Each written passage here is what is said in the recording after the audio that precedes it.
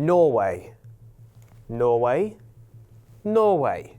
There was a lot I wanted to say last week, so I'm not really surprised that bit completely passed me by. Sorry about that. Norway. Piss. Hello everyone, Resident Whovian Rich here for WhatCulture.com, and Series 11 of Doctor Who is over. Now we wait for the New Year's special. How should we pass the time, you say? Well, I know what. Let's talk about the Battle of Ranskoor av Kolos. Chibnall is back in the writing seat, and we're pretty sure we know which big blue toothy bastard is coming back to haunt Team TARDIS. Did Chibnall send his first series of showrunner off with a bang? Let's find out.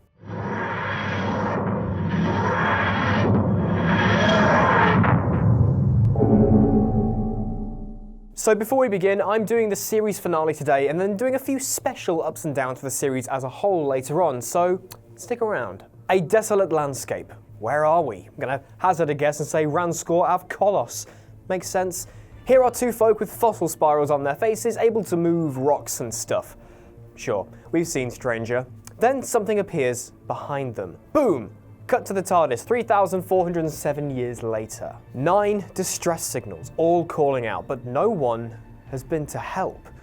What gives? Here's Graham once more, being brilliant and asking all the right questions. So why should we go? He's got the biggest heart out of all of them, of course, but it doesn't mean he can't sniff something being off with this one. Oh yeah, and the planet is outputting signals, waves that mess with your head. Sounds nice, so wear one of these, a neural balancer. If there's one thing Chibnall likes, it's things either stuck to or embedded under our characters' skins. So we materialise on one of these ships. Here we meet Paltraki, played by Mark Addy. He's been here what seems like a long time, and his head is now pretty much mush. But give him one of these neural balancers and he's good to go. Once his thoughts start coming back and Ryan is done fiddling with things, his ship gets a phone call. You must return to the Creator. Who is this Creator? Well, with some Darth Vader breathing and a honeycomb mask, it's Tim Shaw! He's back! Just as we suspected. Thank goodness this little arc was sorted in this series. His disappearance right at the beginning of the series might have felt a bit odd if he appeared like a series or so later, so good thing he was back at the end of this series. Here he is, in all of his toothy glory. So Paltraki needs to bring something back to him, something Tim Shaw says is his, or the rest of his crew that Tim Shaw has captured will die. Oh, there goes one right in front of him. Good-o, Tim Shaw is still a colossal twat then. But what is it that needs returning? Apparently this thing, a crystal with a buzzing thing inside of it. The Sonic can't make heads or tails of it. Yeah, the Sonic was used over just actually looking at the thing, but either way, it's a pretty important object. So let's stock up and let's go. As the team set off across the landscape littered with the carcasses of ships and the scent of battle, Ryan does his typical, look, there's stuff. We know, Ryan. It's all there for all to see. Your colleagues are literally already facing the way you are pointing. They weren't going to miss a crap ton of ships. I honestly feel bad for Tosin Cole. I've not seen him in anything other than Doctor Who, but I've heard he's a pretty good actor. So it's a shame he's being given all of the duff lines. As we've seen in the entirety of the series, the balance of companions and their relevance being equal across the board across the entire episode has never really been struck, except for Kablam, in my opinion. So just to make sure no one feels completely left out and fade into the background, let's just drop him a line here or there. This is pretty much Ryan's whole point in this show, and it sucks. It's like you're playing a video game and your little brother, who really wants to play, you give him a controller that's not even plugged in, so it feels like he's part of it all. Chibnall, plug Ryan's controller in! Down, again, for this unnecessary uselessness with Ryan. I genuinely feel bad for him. However, one companion that keeps getting better and better, Yaz! No, just kidding. She's still just smiling at everything and is essentially just a spark plug plugged into the Doctor's expositional cortex. That's Time Lord biology. Look it up. Graham is the best. I keep saying it and no one disagrees. Bradley Walsh is incredible and I just want to hug him. Of course, the last time Tim Shaw was showing his weird Smurfy likeness around, his wife died. And even though he's seen visions of his wife and only recently saw her again, he's quite rightly still not over it. Graham's blood is like Coke and Mentos. He is about to pop. This lovable old fart wants to kill Tim Shaw, and he goes as far to tell the Doctor straight up that he wants to do it. Good on you, Graham, but the Doctor doesn't want him doing it. Be the better person. If you kill him, you are no different from him. She's right, but I still agree with Graham that this blue prick should get a bullet to the face, or bullet to mainly teeth. To skip forward along this tangent, Ryan tries to tell Graham that this is not what Grace would want. Quite rightly, to be honest. Although, as Graham does also quite rightly say, she'd probably prefer to be alive. Also true. Eventually, Graham and Tim Shaw are face to teeth, and Graham has a clean shot.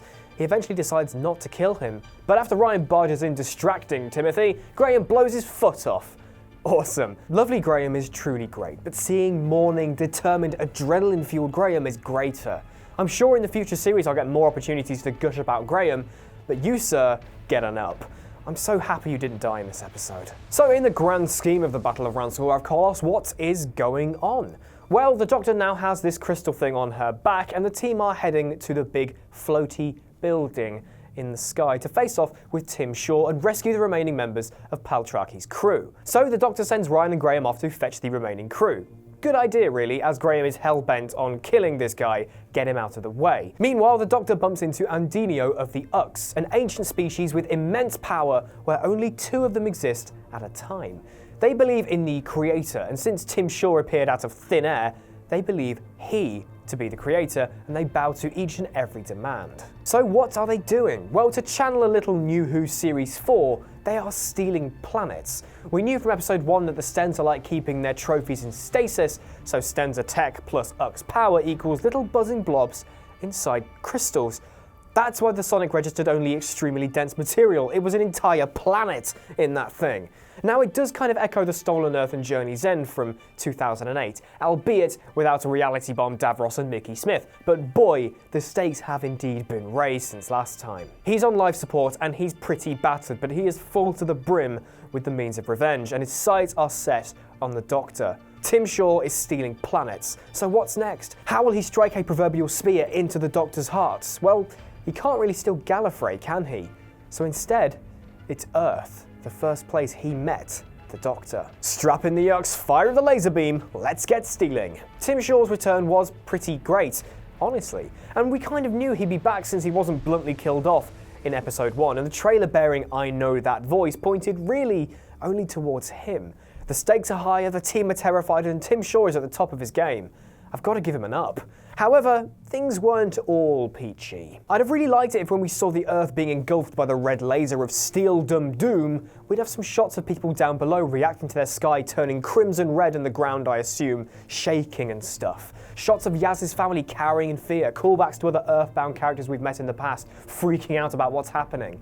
It would have only served as a means of heightening the peril, but I think it would have worked quite well. But to stop the almost brainwashed Ux from doing this, the neural balancer should do the trick in stopping their mind signals. However, if the Doctor takes hers off, she will succumb to the planet's mindfuckery. Yaz offers hers too, since there's 2 Ux, and the Doctor quickly agrees.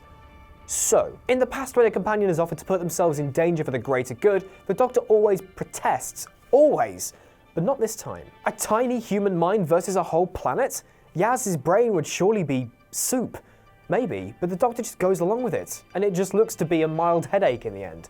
Many have mentioned that the Doctor's moral compass is all over the place this series. First, she doesn't let Graham get a moderately justifiable revenge on a being that killed his wife, then proceeds to happily let Yaz open herself up to a potential mind melting in the same episode. It's just weird that this part of the Doctor's character, a bloody important part of it if you ask me, has seemingly been just left to the writers to do with as they please. With the fact there is positivity oozing out of every pore of the Doctor's body, I'd have thought she'd have the same approach to any given situation as Doctors 9, 10 and 11, trying to get the best out of everything unless things really go south. The Doctor having this approach, though, isn't just a given, and it can't just be assumed with the character, as Doctor 12 was a grumpy Scotsman, trying his best to be sympathetic to those in need. It's a huge hole in the 13th Doctor's character, and this instance of this hole being present gets her down. This moral compass does need to be calibrated going into the New Year special and into Series 12. Otherwise, the Doctor in this case feels just like a hollow parody, unfortunately. As for Tim Shaw specifically, when he was unplugged from his life support and running on pretty much pure adrenaline, he looked to be unstoppable. Irrelevant to the fact we've seen images of all 3 companions in the New Year's special, it genuinely felt as if someone was going to take an icy cold hand to the face, and it was most likely going to be Graham since he is looking for Tim Shaw. As I've said, they end up face to face, he takes a leg to the foot, and then they just lock him away in one of his own stasis chambers for all of eternity. Well, That was quick. The threat was there and then it was gone. As much as his return and the stakes, etc. got an up, actually beating Tim Shaw this time round gets a down. So how do we get these planets back? The Doctor quite rightly recalls towing Earth back across the universe using the TARDIS back in Series 4, but you can't really do that again since these planets aren't full planets, they're more like the toys in a crystallized Kinder Egg. Well, she's convinced the Ux that their leader is a toothy pillock and harnesses their power along with sensor tech and the TARDIS to send these fractured eggs back home. All good. So overall, this wasn't a bad episode. It wasn't a great finale, mind you, but for Chibnall's track record, it did surpass my admittedly rather low expectations. In terms of essentially a legacy villain returning, it felt less like Davros coming back and more like Blonfell Foch Pasamir Day Slitheen coming back in Series 1's Boomtown. Just an old friend returning for another quarrel. Stakes were still higher than the last time, but old Toothy Face wasn't trying to destroy the fabric of reality, was he? So to send the series off, it was fine. Nothing spectacular, but nothing on the Love and Monsters or Saranga Conundrum level. So that's Series 11. Overall, it was turbulent. Some glorious highs, some depressing lows, but overall it was good. I think mainly for the talent behind some characters, behind some episodes, some amazing concepts, some amazing execution, but some pretty big stinkers too. So to wrap up this series of Doctor Who, and to wrap up this series of ups and downs, if I can call it a series, let's have some series ups and downs. Try saying that when you're drunk. First, Jodie Whittaker as the 13th Doctor. She is incredible. I know that some were sceptical since she is a woman, and the Doctor has always been a guy, blah blah blah, but I love her.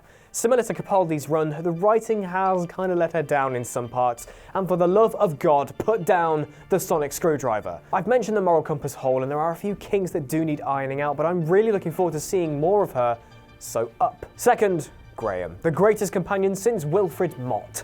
I don't know what it is about old white guys in Doctor Who, but they really seem to tug at your heartstrings. Much like Jodie before, we were kind of sceptical about Bradley Walsh's casting since for what seems to be most of us in the UK, we know him as only hosting The Chase on ITV, which if you don't know, is a daytime game show. So a game show host in a big role on the most beloved television series in Britain?